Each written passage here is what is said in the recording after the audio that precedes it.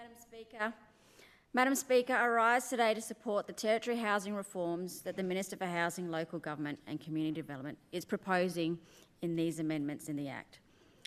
Madam Speaker, for far too long, the residents in Wanguri and Leanya surrounding these public houses and units have had enough with the antisocial behaviour, mistreatment of the public assets and the financial burden of non-payment of rent, including maintenance of the damaged properties.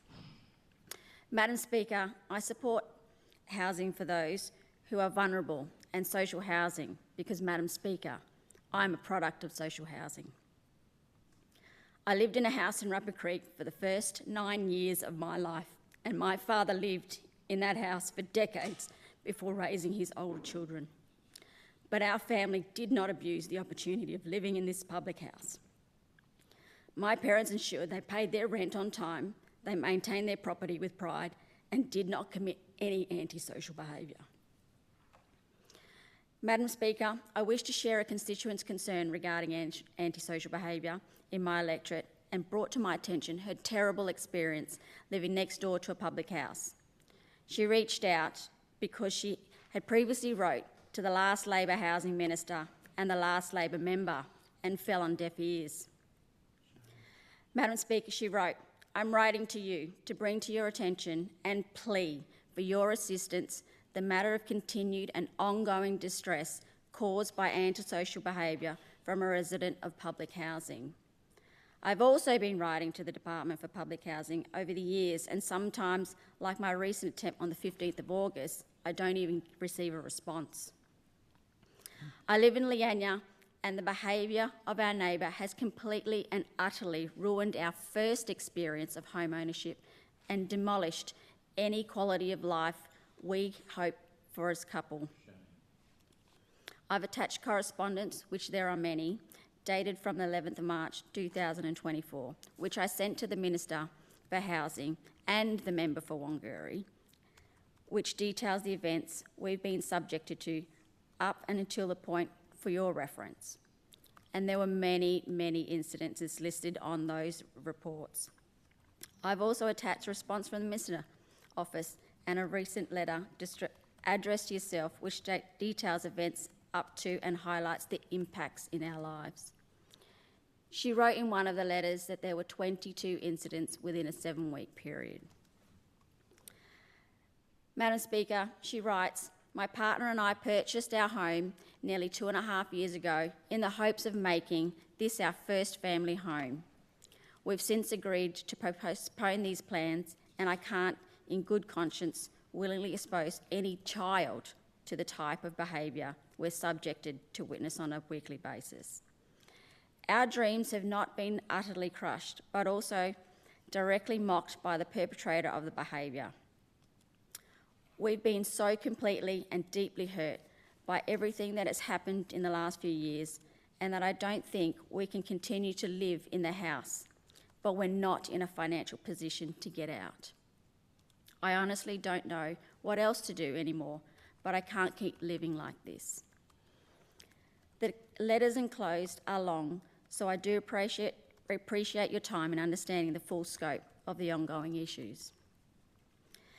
Madam Speaker, I wish to thank that resident for following up on this matter with this new government, and I can assure her and her family we are reforming public housing and taking action. We're taking action to give you certainty that your first home buying experience is fixed and that in the future you'll be able to raise your family in peace and come to love living in Leanya. Madam Speaker, another constituent who was 63 years of age only recently came into my office 3 weeks ago and wanted to ensure this government does do something about the antisocial behaviour. He explained to me in his small court of 13 houses, 4 are public houses, which once were 5, and to him it seems to be unfair ratio over the years.